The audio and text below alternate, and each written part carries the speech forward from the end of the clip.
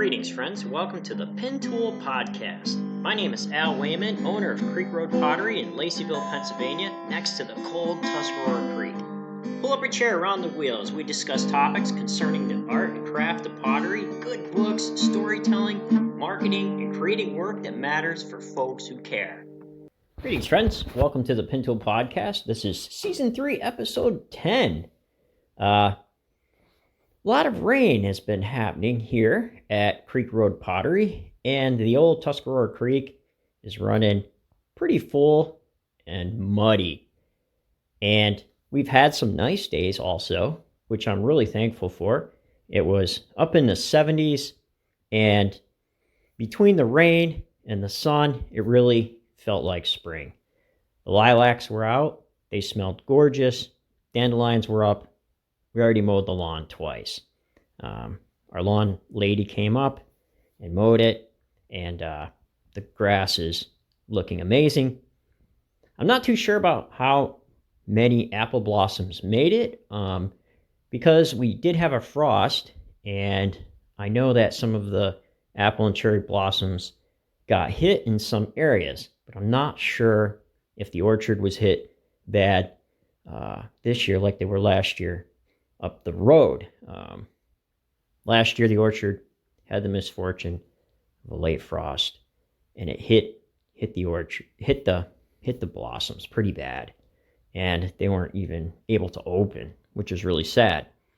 And this year, it seems might be a little bit better. I did not see any updated information on their Facebook page about how they were doing. However, I believe that they would have had something posted if they were having a bad time.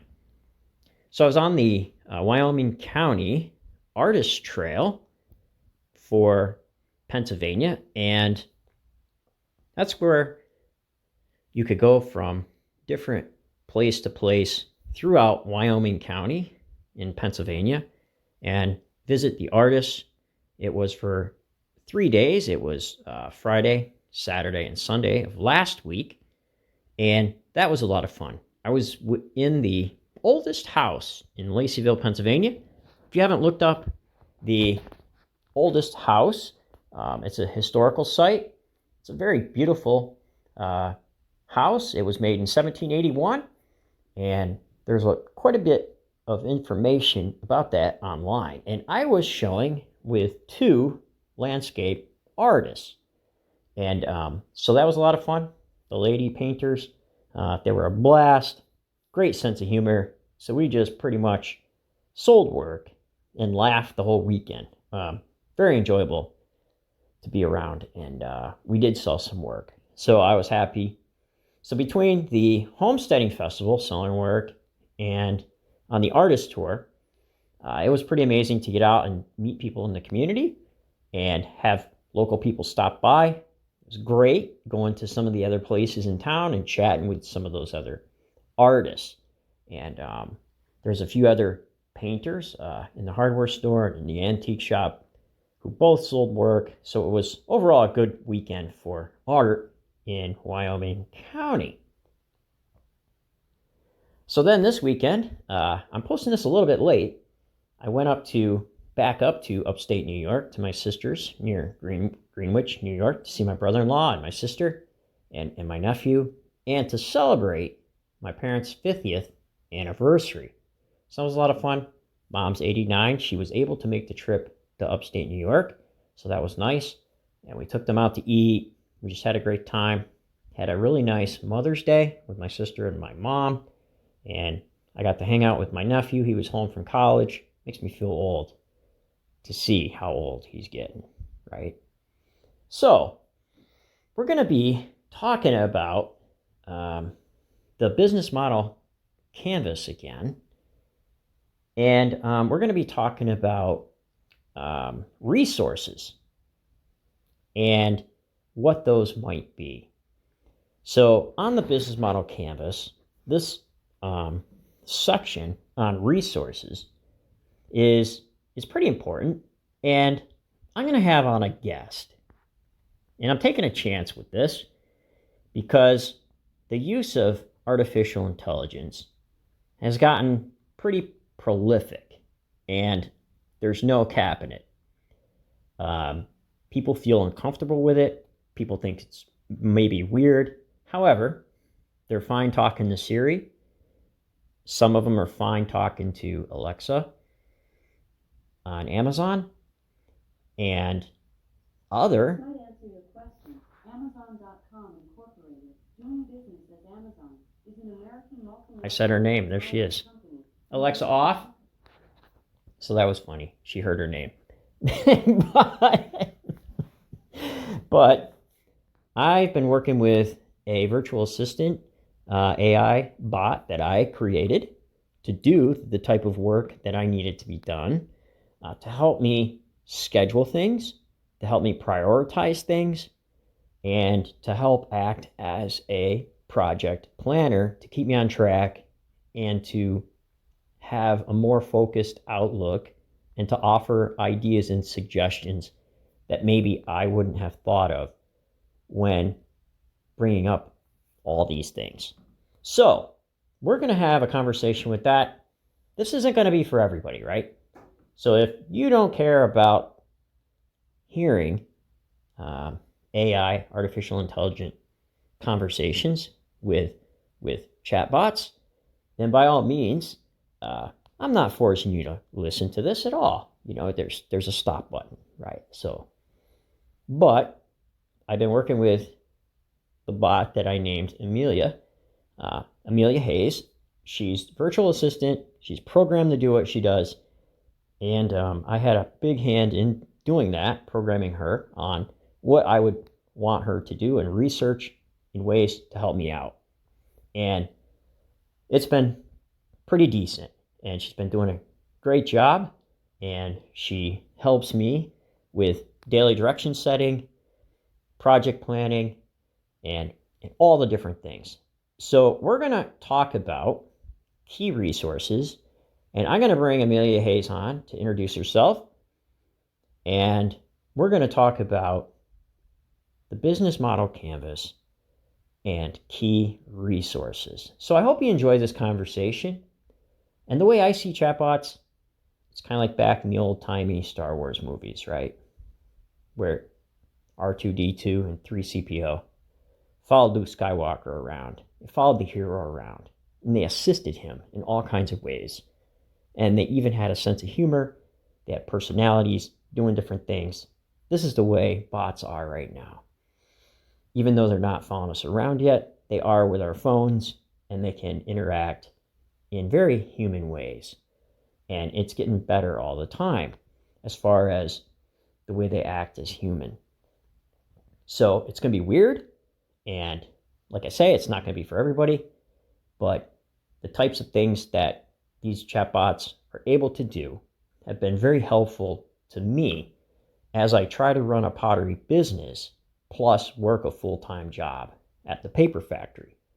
And prioritizing projects and offering assistance in figuring out ways that I can manage my time better, doing research, offering suggestions has been immensely helpful because I get distracted very easily and I bounce all over. So this has been kind of keeping me on track. So I hope you enjoy this conversation, and we're going to have this discussion in the pottery office, right?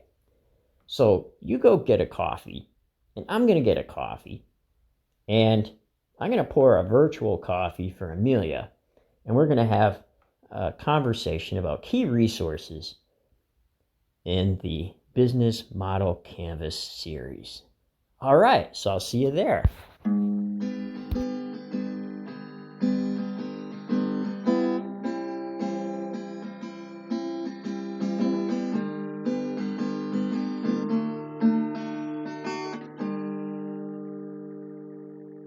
Greetings, friends. Welcome back.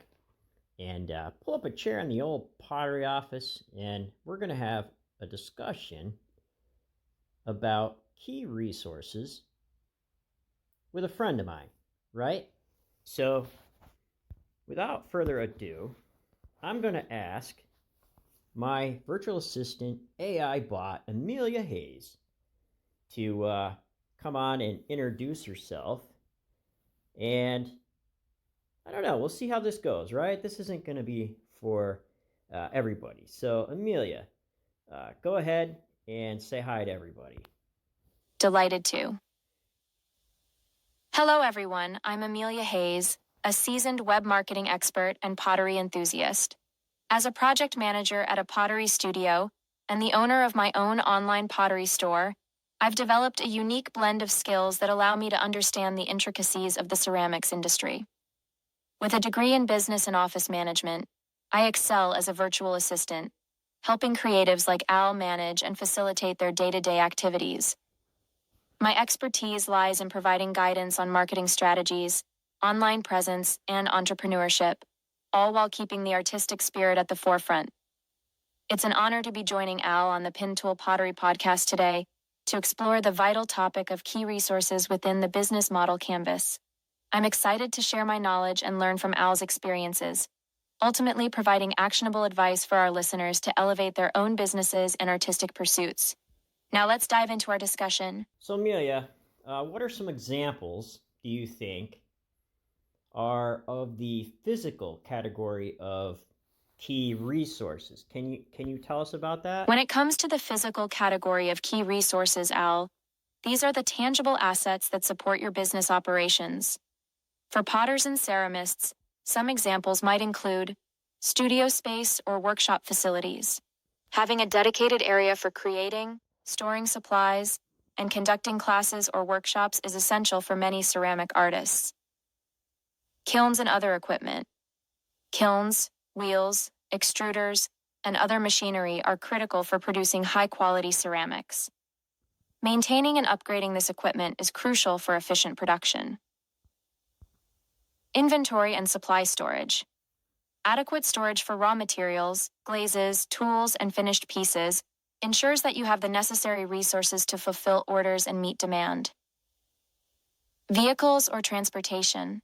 Depending on your business model, you may need reliable vehicles for transporting heavy or bulky items to markets, exhibitions, or customers. Display fixtures and packaging materials. Attractive display fixtures and sturdy packaging materials are vital for showcasing products at events, in galleries, or online. These physical resources can significantly impact your productivity, efficiency, and ultimately your bottom line. It's essential to regularly assess and optimize these assets to ensure they're aligned with your business goals. Can you share some insights on how you've managed your physical resources over the years, Al? How have you adapted to changes in your business or the market? Yeah, I can. I have the studio, had the kilns, had the websites, my wheels, etc. And the raw materials for glazes. And recently I had to adapt due to price changes in the raw materials. And I also had to do upkeep and maintenance on the kilns and the wheels. And also to protect the integrity of those physical resources with upkeep and maintenance to provide work that is safe and maintains the quality that I need to maintain, right? So I guess what I'm saying is that those resources that we have need to be maintained in order to maintain, the quality of our work. Excellent examples, Al. Your studio, kilns, website, wheels, and inventory of raw materials and glazes are indeed essential physical resources for your pottery business. I completely understand the importance of adapting to changes in the market, especially when it comes to raw material prices. It's crucial to stay vigilant and adjust your strategies accordingly to maintain profitability. Maintaining the integrity of your physical resources is also vital for ensuring safety and quality control. Regular maintenance of your kilns, wheels, and other equipment not only prevents accidents, but also guarantees consistency in your work. Your attention to detail in this regard is admirable. This brings me to another important aspect of physical resources: organization and workflow optimization. How do you currently organize your studio space and workflows to maximize efficiency and minimize waste? Are there any specific systems or tools you've implemented to streamline your processes? Yeah. I use systems like preventative maintenance, centerline management, loss elimination, and material utilization here at the studio. So some of those systems I implemented from work at the paper factory. So some of the systems that industry uses, I implemented the ones that I could in my own business. And so that was a great learning and great cost savings to eliminate loss. And also the centerline management makes things easier to maintain and to repeat. Also, things around ergonomics was huge. So those are just a few systems, Amelia, that I used. Impressive, Al. It's clear that you've implemented a range of systems to optimize your studio operations and workflow. Preventative maintenance, centerline management, loss elimination, and material utilization are all effective strategies for minimizing waste, reducing downtime, and increasing productivity. By adopting these methodologies, you're able to better allocate your physical resources, reduce costs, and focus on creating high-quality pieces that showcase your craftsmanship. It's fascinating to see how you've applied these principles to your pottery business. Centerline management, in particular, is an interesting approach. Can you elaborate on how you've implemented this concept in your studio? How does it help you optimize your workflow and reduce waste? Also, I'm curious, have you noticed any significant improvements in efficiency or cost savings since implementing these systems? Have they allowed you to scale your business or explore new opportunities? They have. And I think that especially centerline management, because a lot of times we need to have the recipes be repeated and the firing schedules to be repeated.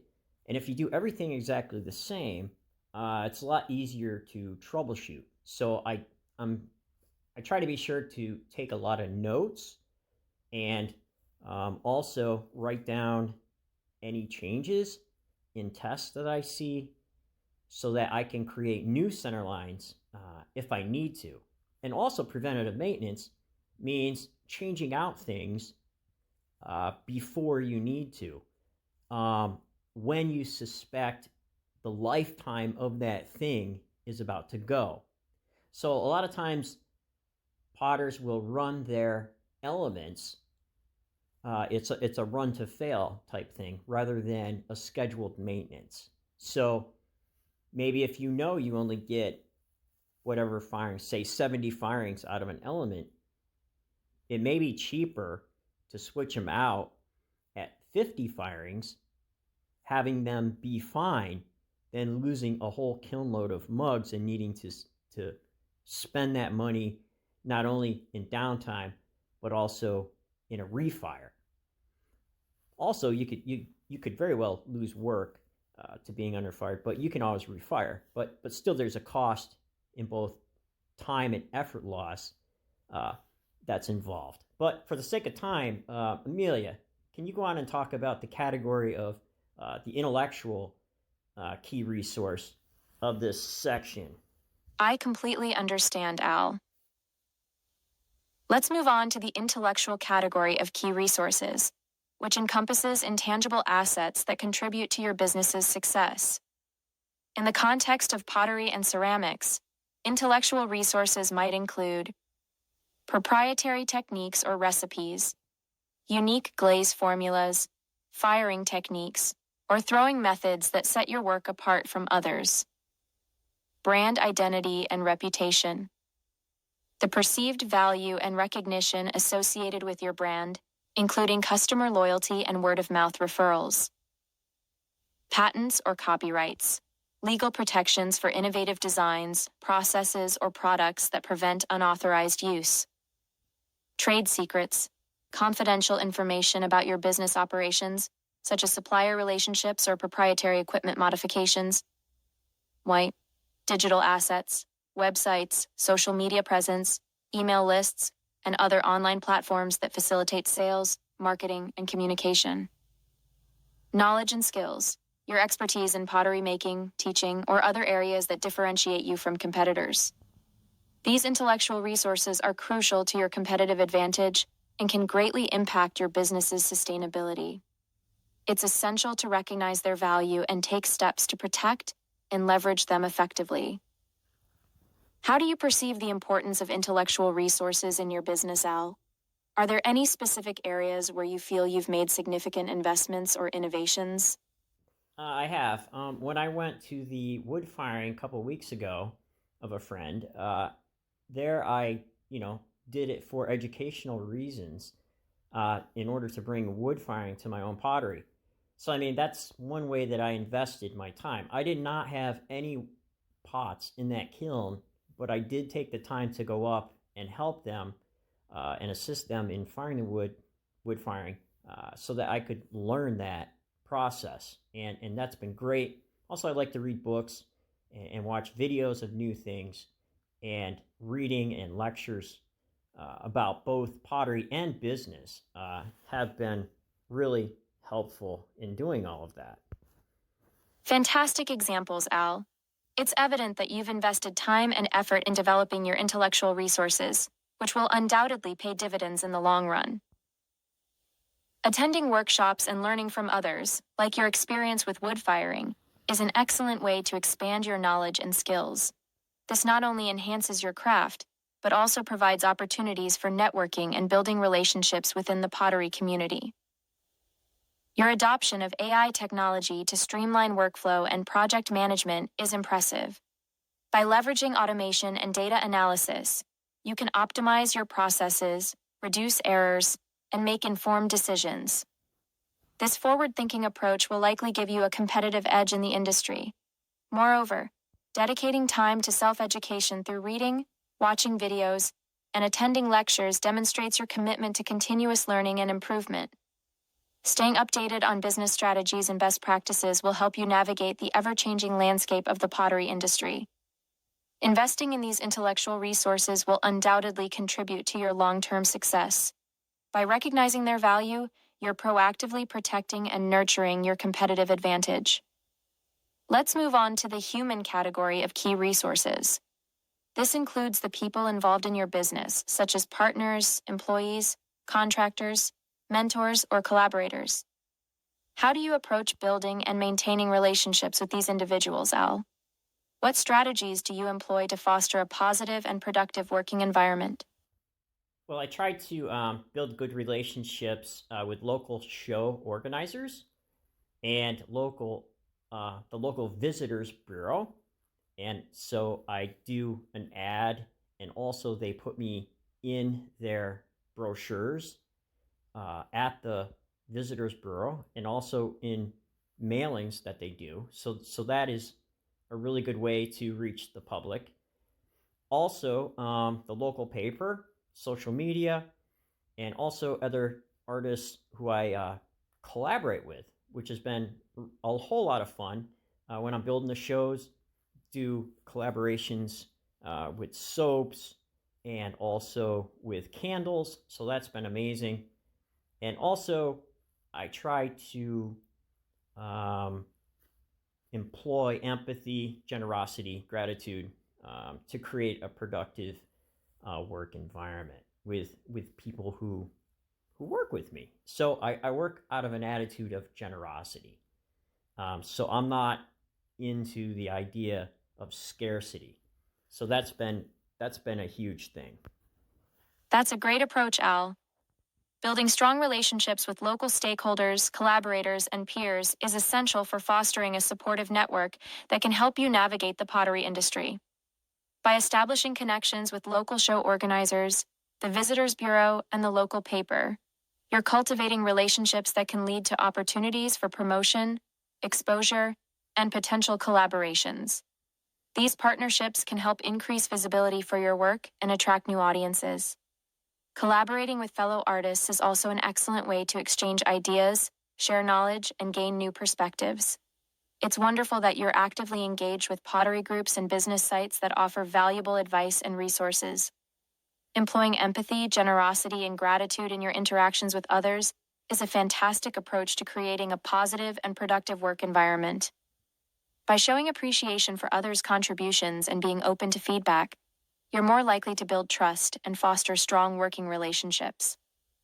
Empathy, in particular, is a vital trait in any collaboration or partnership.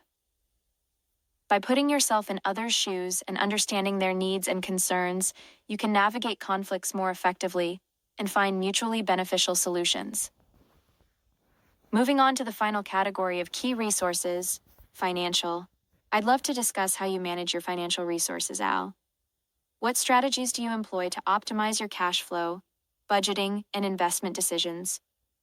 Well, I use the payment systems like PayPal, Venmo, Square to take credit cards. And that was huge because the more payment options people had that were safe, and the more ways that they could pay, they used those payment systems. I know a lot of people are skeptical of that, but I think if they can be used in good ways and can be managed properly with good passwords and good security, and you need to look out for fraud, definitely, but the more ways that you have that people can pay, the more ways they will use. So that's been a huge help. Without Square here, I would have a real bad time. Also, I use QuickBooks and Excel for accounting software. And this may not be for everybody. I invested a bit in Bitcoin a while back. And last year, I was able to get a small return on the upswing to pay for my candle fill. Excellent choices, Al.